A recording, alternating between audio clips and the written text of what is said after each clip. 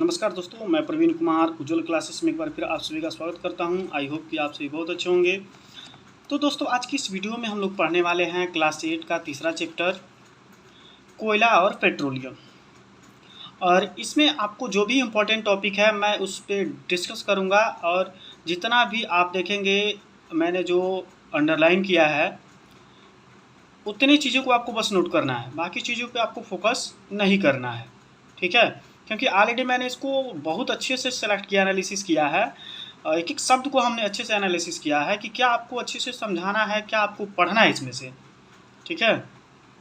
तो वीडियो को आप इसकी बिल्कुल नहीं करेंगे और पूरे लास्ट तक वीडियो बने रहेंगे। आप जैसे क्लास में बैठते हैं बस मेरे साथ भी आप वैसे ही बैठिए, और एक जैसे पीरियड में आप पढ़ते हैं 40 मिनट का 35 मिनट का, सेम उतना ही आपको इसमें पढ़ना है और आपको सारी चीज़ें कंफर्म हो जाएंगी।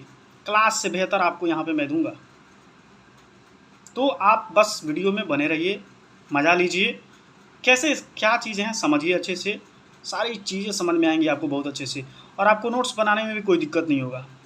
तो पहले हम बात करते हैं, देखिए यहाँ पे कि जो कोयला और पेट्रोलियम है क्या, ठीक ना, इसके बारे में हम लोग डिस्कस करेंगे, ठीक ना। लेकिन यहाँ पे मैं बताऊँ कि दोनों क्या है, ईंधन है, ठीक है। दोनों जलने वाली चीज़ें हैं। कोयला है, कोयला को आप जलाएंगे तो ऊष्मा मिलेगा, कार्बन डाइऑक्साइड निकलेगा। पेट्रोलियम जो आप देख रहे हैं वाहनों में, गाड़ी चलाने वगैरह में इसका प्रयोग किया जा रहा है, ठीक है।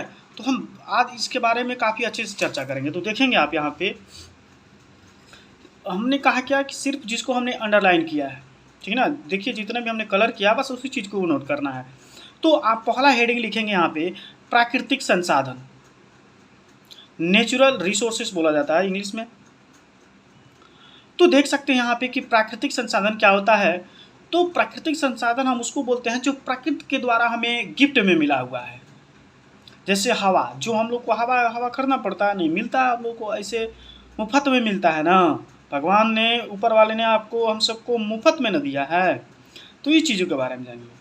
तो वायु हो गया, जल, मृदा, मृदा मतलब वही मिट्टी, और खनिज, ये सभी प्रकृति द्वारा उपलब्ध कराए गए हैं या कराए जाते हैं, और यही क्या कहलाते हैं, प्राकृतिक संसाधन कहलाते हैं, ठीक है। तो मतलब जो प्रकृति के द्वारा मनुष्यों को प्राप्त हुआ है, जैसे वायु, जल, मृदा और खनिज, वो सभी क्या कहलाते हैं, प्राकृतिक संसाधन कहलाते हैं, नेचुरल रिसोर्सेस कहलाते हैं। आई बात समझ में आप सभी को?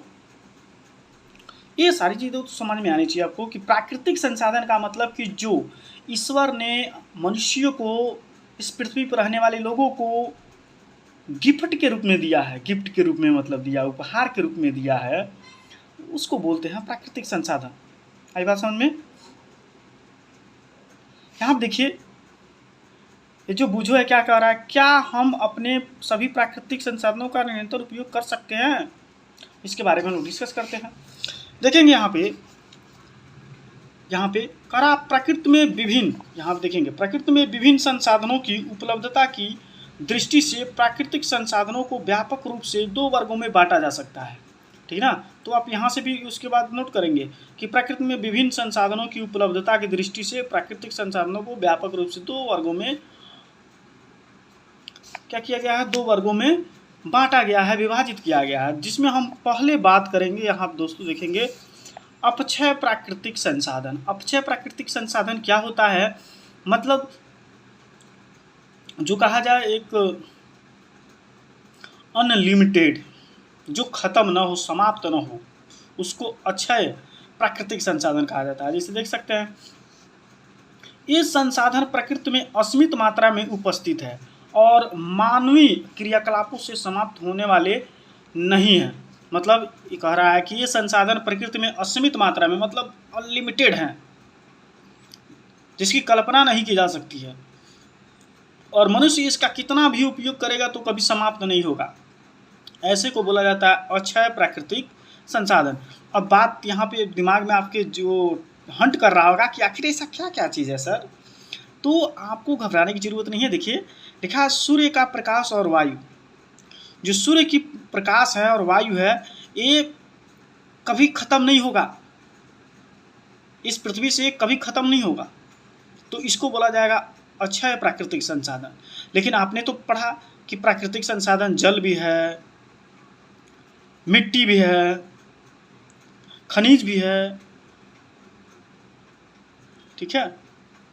तो देखिए ये सारी चीज़ें जो हैं ये ख़त्म हो सकती हैं बहुत सारा यूज करने पे, लेकिन जो आपका सूर्य का प्रकाश और वायु ये नहीं ख़त्म हो सकता है, इसलिए इसको किस में रखा गया, अच्छा है प्राकृतिक संसाधन में, ठीक है।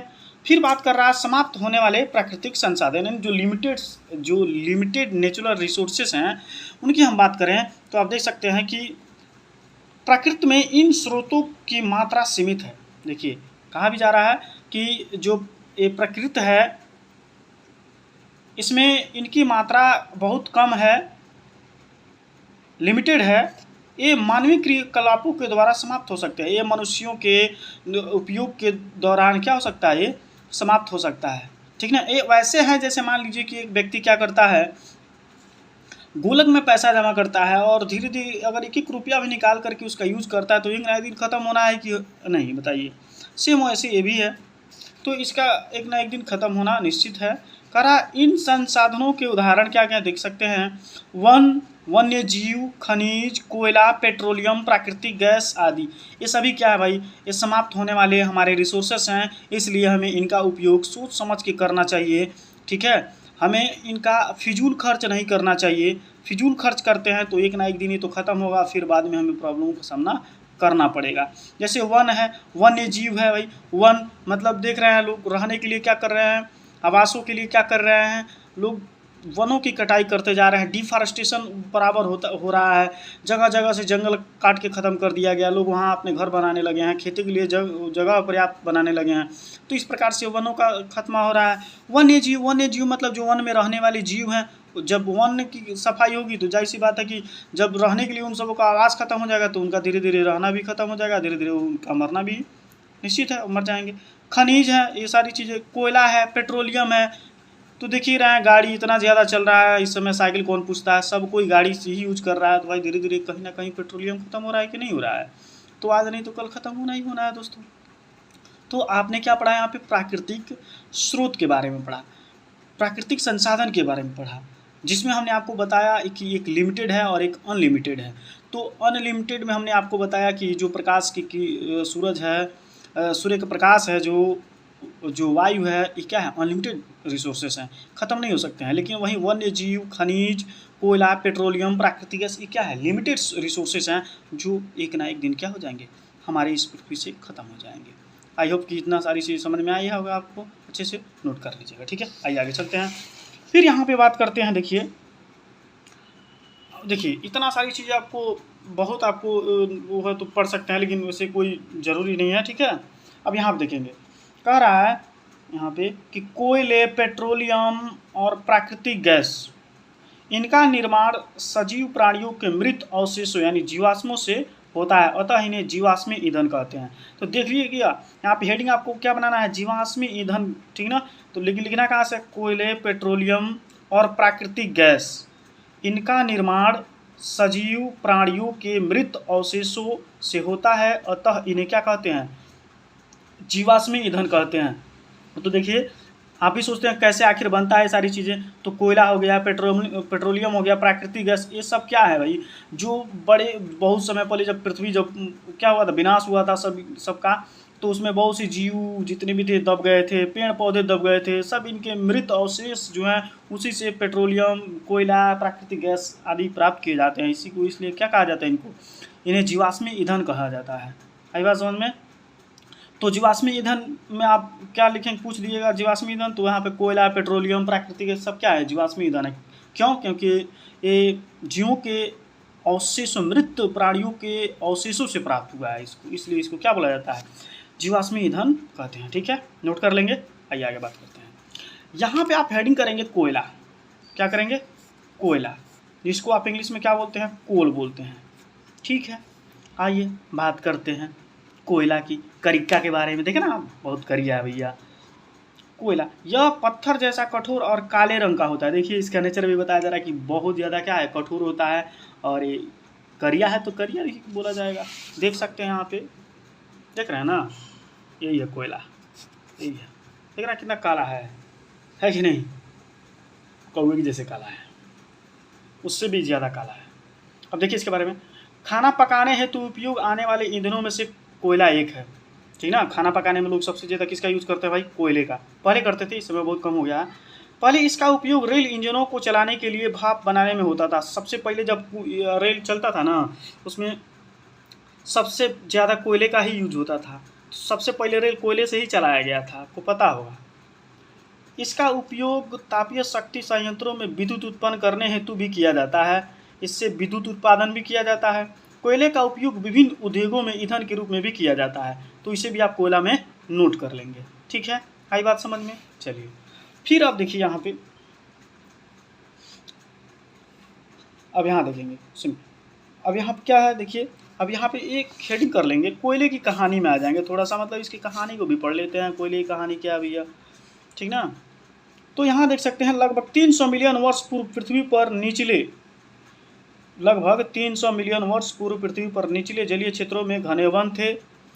बाढ़ जैसे प्राकृतिक प्रक्रमों के कारण ये वन मृदा के नीचे दब गए, माने मिट्टी के नीचे चले गए। उनके ऊपर अधिक मृदा जम जाने के कारण वे संपीड़ित हो गए। संपीड़ित मतलब होता है कि दब गए, ठीक है। जैसे जैसे वे गहरे होते गए उनका ताप भी बढ़ता गया। उच्च दाब और उच्च ताप पर पृथ्वी के भीतर मृत पेड़ पौधे धीरे धीरे कोयले में परिवर्तित हो गए। और कोयले में मुख्य रूप से कार्बन होता है। मृत वनस्पति के धीमे प्रक्रम द्वारा कोयले में परिवर्तन को क्या कहा गया? कार्बनीकरण कहा गया। क्योंकि यह वनस्पति के अवशेषों से बना है, अतः कोयले को जीवाश्म ईंधन भी कहते हैं। हमने शुरू में ही आपको बताया कि कोयला भी क्या है? जीवाश्म ईंधन है, ठीक है। तो आप यहाँ से इसको नोट कर लेंगे, ठीक है। और यहाँ तक आई बात समझ में? चलिए आइए आगे बात करते हैं।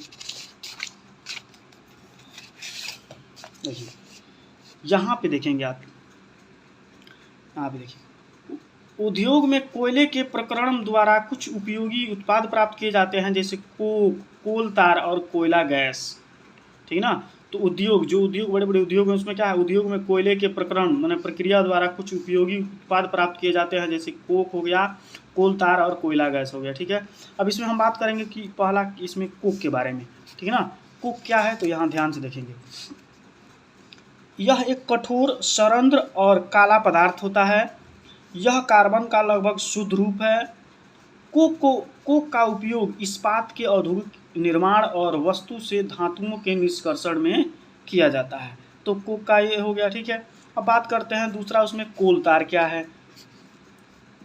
देखिए यह एक अप्रिय गंध वाला गाढ़ा द्रव होता है। ये मतलब ऐसा, मतलब इसका जो गंध होता है ना बहुत बेकार होता है, इसीलिए लिखा गया अप्रिय गंध। मतलब आपको गंध फील होगा तो आप मतलब उसको ज़्यादा देर तक वहाँ रहेंगे नहीं, बेकार है। यह एक अप्रिय गंध वाला काला गाढ़ा द्रव होता है, ठीक है। देखेंगे यहाँ पे, कोल तार से प्राप्त उत्पादों का उपयोग प्रारंभिक पदार्थों के रूप में दैनिक जीवन में काम आने वाले हैं। देखिए यहाँ पे विभिन्न पदार्थों के औद्योगिक निर्माण में तथा उद्योगों जैसे संश्लेषित रंग, औषधि, विस्फोटक, सुगंध, प्लास्टिक, पेंट, फोटोग्राफिक सामग्री, छत निर्माण सामग्री आदि में होता है। तो ये क्या है भाई? कोल तार। कोल तार का उपयोग देखेंगे कहाँ कहाँ के विभिन्न औद्योगिक निर्माणों में तथा उद्योग जैसे संश्लेषित रेशे बनाने में भी कोल तार का उपयोग किया जाता है। विस्फोटक वस्तुएं, पटाखा बनाने में भी किया जाता है। सुगंध, परफ्यूम बनाने में भी किया जाता है। प्लास्टिक, पेंट, फोटोग्राफिक सामग्री, छत निर्माण सामग्री आदि में इसका प्रयोग किया जाता है। तो पूछा जाता है कि कोल तार का उपयोग किस में किया जाता है, तो बताएंगे कोल तार का उपयोग संश्लेषित रंग, औषधि, विस्फोटक पदार्थ, सुगंध, प्लास्टिक, पेंट, फोटोग्राफिक सामग्री, छत निर्माण आदि बनाने में किया जाता है। फिर कह रहा है माथ, ध्यान दीजिएगा, माथ और अन्य कीट को भगाने हेतु प्रयोग में लाई जाने वाली नैप्थलीन की गोलियां भी कोल तार से प्राप्त की जाती हैं। देखिए माथ कीट होता है, माथ और अन्य कीट को भगाने में क्या किया जाता है? इससे नैप्थलीन की गोलियां जो बनाई जाती है ना, वह कोल तार से ही बनाई जाती हैं। तो कोल तार से और भी क्या किया जाता है? माथ और अन्य कीटों को भगाने के लिए नैप्थलीन की जो गोलियां बनाई जाती है वो भी किसका बना होता है भाई? कोल तार का बना होता है, ठीक है। तो पूछा जाता है नैप्थलीन की गोलियां किससे बनाई गई हैं, तो आप बताएंगे क्या? कोल तार से, ठीक है।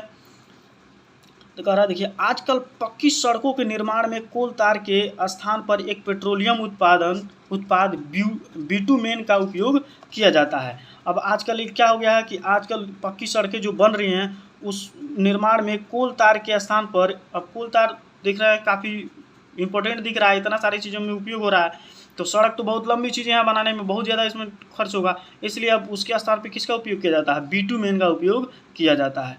ठीक ना।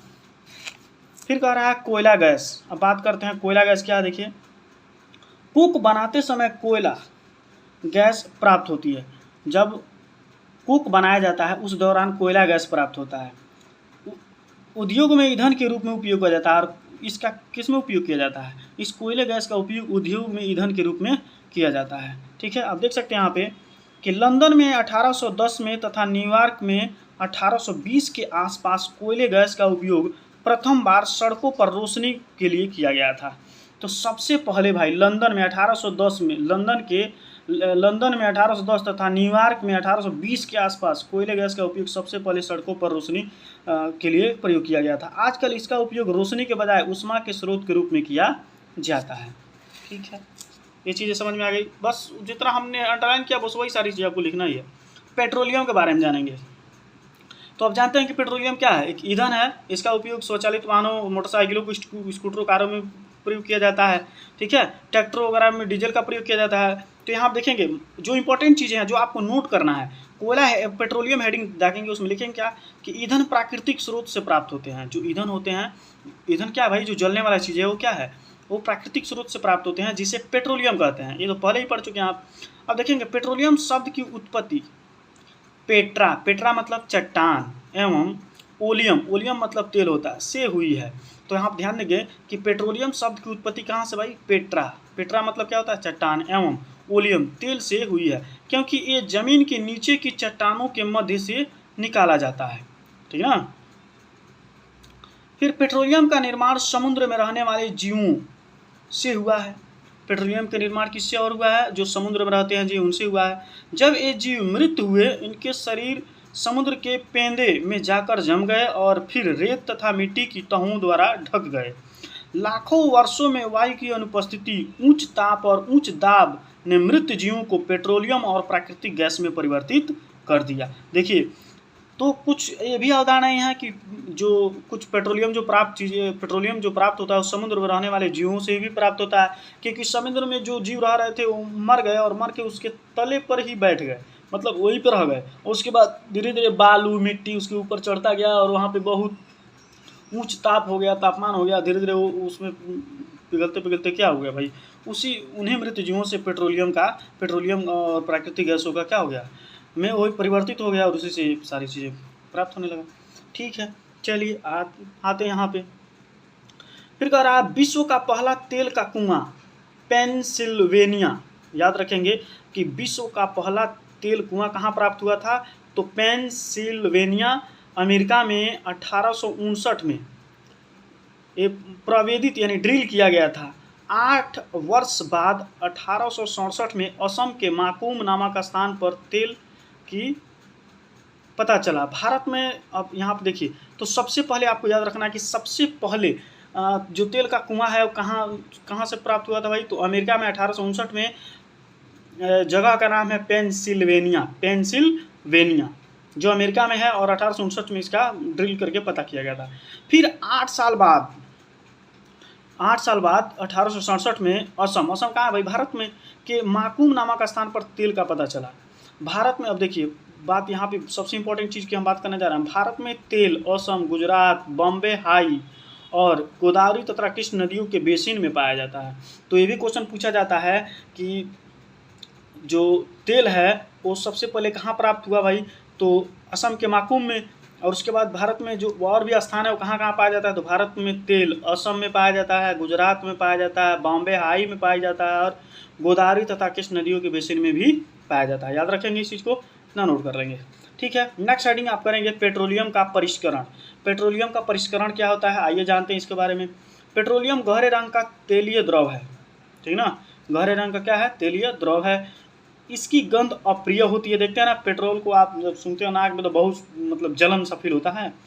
यह विभिन्न संगठकों जैसे विभिन्न संगठकों मतलब विभिन्न चीज़ों से मिलकर बना हुआ, जैसे पेट्रोलियम गैस, पेट्रोल, डीजल, स्नेहक तेल, पैराफिन, मोम आदि का मिश्रण होता है। देखिए पेट्रोलियम में क्या क्या मिला होता है, तो प्राकृतिक गैस मिला होता है, पेट्रोल, डीजल, स्नेहक तेल, पैराफिन, मोम, इतने सारी चीज़ें मिली होती हैं। ठीक है, पेट्रोलियम के विभिन्न संगठकों पेट्रोलियम के विभिन्न संगठकों को पृथक पृथक मतलब होता है अलग करना का प्रक्रम प्रक्रम मतलब होता है प्रक्रिया को क्या कहा जाता है, परिष्करण कहलाता है। यानी पेट्रोलियम से विभिन्न उसके संगठकों को अलग करना ही क्या कहलाता है, परिष्करण कहलाता है। तो पेट्रोलियम में आपने देखा क्या था, पेट्रोल था, डीजल था, पैराफिन था, मोम था, इन सारी चीज़ों को उससे अलग करना क्या कहलाता है, परिष्करण कहलाता है। ठीक है, यह कार्य पेट्रोलियम परिष्करणी में संपादित किया जाता है। ठीक है, इतना बात समझ में आ गया आपको कि परिष्करण क्या होता है, तो पेट्रोलियम से उसके विभिन्न संगठकों को अलग करना ही क्या कहलाता है, परिष्करण कहलाता है। और यह कार्य को इस कार्य को क्या बोला जाता है, पेट्रोलियम परिष्करणी बोला जाता है। आई बात समझ में। अब कह रहा है आप देखिए कि पेट्रोलियम के विभिन्न संगठक और उनके उपयोग। तो चलिए देख लेते हैं एक बार इसको, देख रहे हैं ना। पहला द्रवित पेट्रोलियम गैस जिसको एलपीजी बोला जाता है, द्रवित पेट्रोलियम गैस जिसको एलपीजी बोला जाता है। एलपीजी मतलब लिक्विड पेट्रोलियम गैस, याद रखिएगा। कई लोग मतलब पूछ लेते हैं कि एलपीजी का फुल फॉर्म क्या था, तो इतना तो नॉर्मल चीज़ें आपको याद होना चाहिए। लिक्विड पेट्रोलियम गैस, हिंदी में भी नाम याद रखिए, द्रवित पेट्रोलियम गैस। इसका उपयोग घरों और उद्योगों में ईंधन के रूप में किया जाता है। ठीक ना, जो आपके घर चूल्हा है, जो सिलेंडर जलता है, तो उसमें जो गैस होता है ना, एलपीजी ही भरा होता है। ठीक ना, तो उसका उपयोग खाना बनाने वगैरह में किया जाता है, रसोई में किया जाता है। ठीक है, पेट्रोल पेट्रोल का उपयोग देखिए मोटर, ईंधन, शुष्क धुलाई के लिए विलायक का काम करता है। मिट्टी का तेल स्टोव, लैंप और जेट वायुयान के लिए भी किया जाता है। डीजल का उपयोग भारी मोटर वाहनों और विद्युत यंत्रों के लिए किया जाता है। विद्युत यंत्र मतलब जनरेटर, चालू कर जनरेटर जो आप लोग शादी वगैरह में देखते हैं, उसमें इसका भी उपयोग किया जाता है। जो ट्रक होते हैं भारी भारी, सब उनमें भी इन्हीं का प्रयोग किया जाता है, डीजल का ही प्रयोग किया जाता है। स्नेहक तेल मतलब स्नेह करने में, मतलब ये मुलायम चीज़ों को और मतलब कंफर्टेबल बनाने के लिए किया जाता है। पैराफिन मोम, इसका मरहम बनाने में, मोमबत्ती बनाने में, वैसलीन आदि बनाने में, जो आप ओठे में लगा के ओठ चमकाते हैं, ठीक है, नरम बनाते हैं, वो हो गया। बिटुमेन, देखिए ये चीज़ आपको पहले पढ़ाया गया, बिटुमेन ये कहाँ इसका उपयोग होता है, पेंट और सड़क निर्माण में इसका उपयोग किया जाता है। कोल तार के जगह पे क्या किया गया, धीरे धीरे अब बिटुमेन का उपयोग किया जाने लगा सड़क वगैरह बनाने में। ठीक है, आइए यहाँ पे बात करते हैं। अब बात करते हैं दोस्तों, यहाँ पे ऊपर भी यहाँ कुछ चीज़ें दिया हुआ है, देखिए इसको भी पढ़ लेते हैं। पेट्रोलियम और प्राकृतिक गैस से अनेक उपयोगी पदार्थ प्राप्त किए जाते हैं। इन्हें क्या कहा जाता है, पेट्रो रसायन कहा जाता है। देख रहे हैं ना, तो पूछा जाता है पेट्रो रसायन क्या है, तो पेट्रोलियम और प्राकृतिक गैस से अनेक उपयोगी पदार्थ प्राप्त किए जाते हैं, इन्हें क्या कहते हैं, पेट्रो रसायन कहते हैं। इनका उपयोग अपमार्जक, रेशें, पॉलिएस्टर, नायलॉन, एक्रिलिक आदि, पॉलीथीन और अन्य मानव निर्मित प्लास्टिक आदि के औद्योगिक निर्माण में किया जाता है। प्राकृतिक गैस से प्राप्त हाइड्रोजन गैस का उपयोग उर्वरकों यानी यूरिया के उत्पादन हेतु किया जाता है। अपने बहुत अधिक व्यावसायिक महत्व के कारण पेट्रोलियम को काला सोना भी कहा जाता है। तो ये चीज़ भी याद रखिएगा कि काला सोना किसको कहा जाता है, तो काला सोना किसको कहा जाता है, पेट्रोलियम को काला सोना भी कहा जाता है। ठीक है, बात करते हैं आप देखिए प्राकृतिक गैस। देखिए प्राकृतिक गैस एक बहुत महत्वपूर्ण जीवाश्म ईंधन होता है। इसका उपयोग परिवहन पाइपों द्वारा सरलतापूर्वक किया जा रहा है।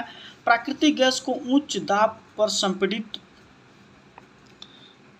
प्राकृतिक गैस सीएनजी का full form compressed natural gas, याद रखिएगा, लिख लीजिएगा, कहीं लिख लो, मर्दबा लिख दो, का सोचो था, लिख लो,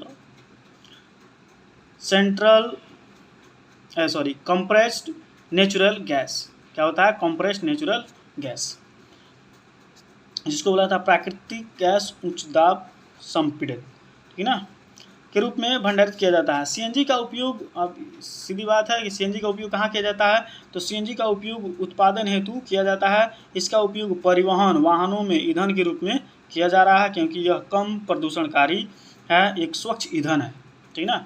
तो इसका उपयोग अब क्या किया जा रहा है, ईंधनों के रूप में किया जा रहा है। गाड़ी चलाने में, परिवहनों को चलाने वगैरह में इसका उपयोग किया जा रहा है, जिससे कि क्या, ये हमारे वातावरण में कम प्रदूषण फैलाता है, काफ़ी स्वच्छ ईंधन है, ठीक ना। यही बात समझ में। चलिए आगे बात करते हैं दोस्तों।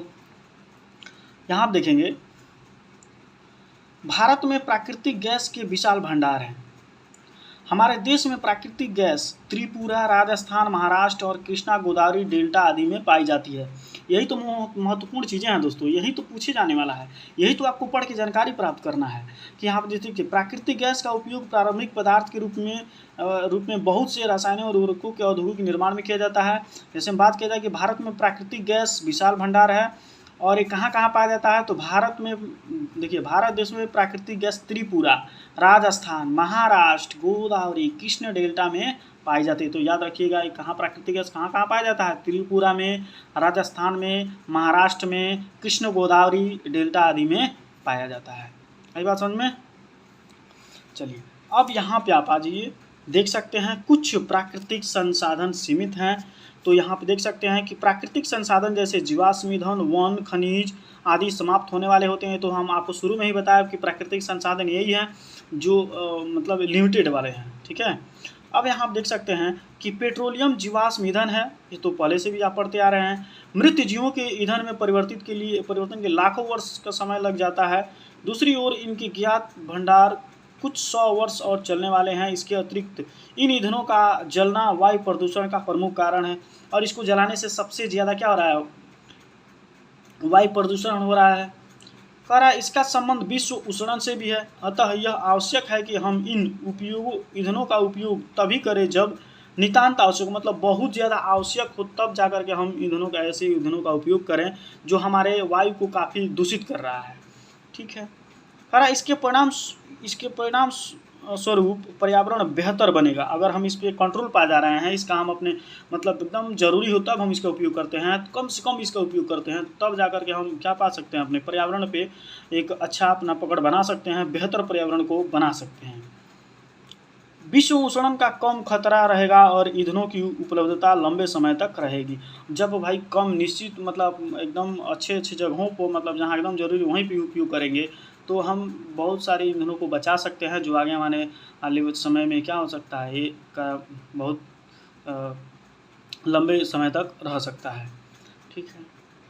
कह रहा भारत में पेट्रोलियम संरक्षण अनुसंधान संघ PCRA लोगों को सलाह देती है कि गाड़ी चलाते समय किस प्रकार पेट्रोल डीजल बचाएं। तो देखेंगे पहला आप ध्यान देंगे आप, जहाँ तक संभव हो गाड़ी समान और मध्यम गति से चलाइए, मतलब जितना हो सके संभव। यातायात लाइटों पर अथवा जहाँ आपको प्रतीक्षा करनी हो गाड़ी का इंजन बंद कर दीजिए, ठीक ना। आप तो हुरहुराते रहेंगे, एकदम स्लेटर हटते रहेंगे, ऐट जैसे वो रेलवे वाला जैसे हटाया अपना वो तुरंत आप मका देंगे, ठीक ना। लेकिन इन सारी चीज़ों पे आपको फोकस करना है, आप ही तो देश के भविष्य हैं। अगर आप लोग इन सारी चीज़ों को समझेंगे तो वाकई में ये चीज़ें मतलब इसमें परिवर्तन आ जाएगा। अगर एक एक आदमी सुधार करता है तो अवश्य आएगा, ठीक ना। कहा गया है ना कि हम भला तो जग भला, तो पहले खुद को हमें परिवर्तित करना पड़ेगा तब ना हम दूसरे को बदलेंगे जी। फिर कह रहा है यहाँ पे टायरों का दाब सही रखिए और गाड़ी का नियमित रख रखाव सुनिश्चित कीजिए। गाड़ियों में मतलब उसके टायरों में हवा भी समय समय पे जांच करवाते रहिए, अच्छे उसमें हवा भी डालते रहिए, ठीक ना, जिससे कि हर एक चीज़ का सबसे सही चलेगा और आप ईंधनों का काफ़ी बचत करेंगे, ठीक है। तो आई होप कि दोस्तों आपको ये चैप्टर अच्छे से समझ में आया होगा, ठीक है, और आप इसको पूरा अच्छे से रिवाइज भी कर लेंगे इन सारी चीज़ों को, ठीक ना। देखिए और इसका जो सॉल्यूशन है उसको भी हम बता देते हैं। देखिए भरने वाले में क्या है, रिक्त स्थानों की पूर्ति कीजिए। कह रहा है डैश तथा डैश जीवाश्म ईंधन है, तो लिख लेंगे पेट्रोलियम तथा कोयला जीवाश्म ईंधन है, ठीक है। फिर पेट्रोलियम के विभिन्न संगठनों को पृथक करने का प्रक्रम क्या कहलाता है, परिष्करण कहलाता है। वाहनों के लिए सबसे कम प्रदूषक ईंधन क्या है, CNG है, कंप्रेस्ड नेचुरल गैस है, ठीक है। जीवाश्म ईंधन प्रयोगशाला में बनाए जा सकते हैं, देखिए असत्य है, जीवाश्म ईंधन को हम प्रयोगशाला में नहीं बना सकते हैं। पेट्रोल की अपेक्षा CNG अधिक प्रदूषण ईंधन है, नहीं ये गलत है भाई, ये तो अच्छा है ना। पर कोक कार्बन का लगभग शुद्ध रूप है, बिल्कुल सही है। कोल तार विभिन्न पदार्थों का मिश्रण है, बिल्कुल सही है। मिट्टी का तेल एक जीवाश्म ईंधन नहीं है, ये असत्य है, ठीक ना।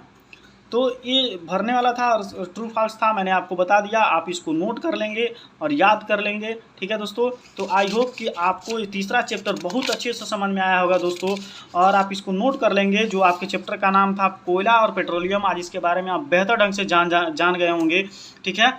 तो अगर वीडियो दोस्तों आपको पसंद आया हो तो ज़रूर चैनल को सब्सक्राइब कर लीजिए, वीडियो को लाइक कर दीजिए, 2-4 अपने दोस्तों के पास शेयर कर दीजिए। भाई हम भी इतना मेहनत करते हैं आप ही के लिए ना, तो यदि आप इतना करते हैं तो हमें भी मोटिवेशन मिलेगा दोस्तों। और मैं भी आपको चाहूँगा कि पूरा चैप्टर का आपको वीडियो बना कर दूँ और अच्छे से आपको मैं पढ़ा सकूँ, ठीक है। मिलते हैं दोस्तों नेक्स्ट वीडियो में। Thanks for watching video. जय हिंद।